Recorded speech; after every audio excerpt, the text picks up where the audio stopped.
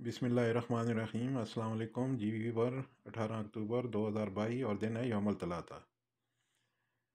सिंध की मशहूर गुलकारा फ़ायज़ा अली की शादी की खबर तो आपने सुन ली होगी, और इनकी 2 हफ्ते पहले FBR के एक अफीसर अब्दुल हमीद आबड़ो के साथ शादी हो गई थी, जिनकी उम्र 60 साल बताई जा रही है, जबकि फ़ायज़ा अली की उम्र अभी 21 साल है। लेकिन 2 हफ्ते बाद ही अलहदगी की खबर सोशल मीडिया पर आना कुछ नेक शगुन नहीं माना जा सकता। हालांकि हो सकता है सोशल मीडिया पर यह खबर इनके किसी नाकाम आशिक ने लगाई हो।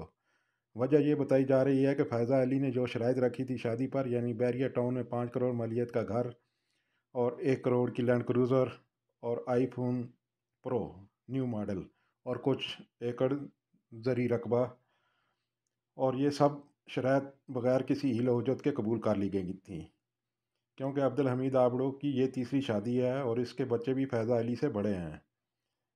लेकिन अभी जब फ़ायज़ा अली बैरिया टाउन वाले घर में शिफ्ट होने के लिए गई तो पता चला कि ये घर इनकी मलकियत नहीं है, बल्कि किराए पर है और दिसंबर तक का किराया दिया हुआ है।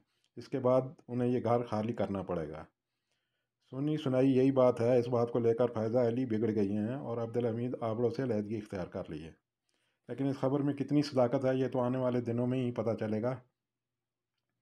लेकिन अभी ताज़ा मॉर्निंग वॉक की वीडियो सामने आई है, आप भी देखें। इसमें तो दोनों साथ ही हैं। आपको क्या लगता है कि ये शादी आगे चल पाएगी या कि यहीं ठुस कर जाएगी? कमेंट में ज़रूर बताइएगा। थैंक यू फॉर वाचिंग खबर टीवी।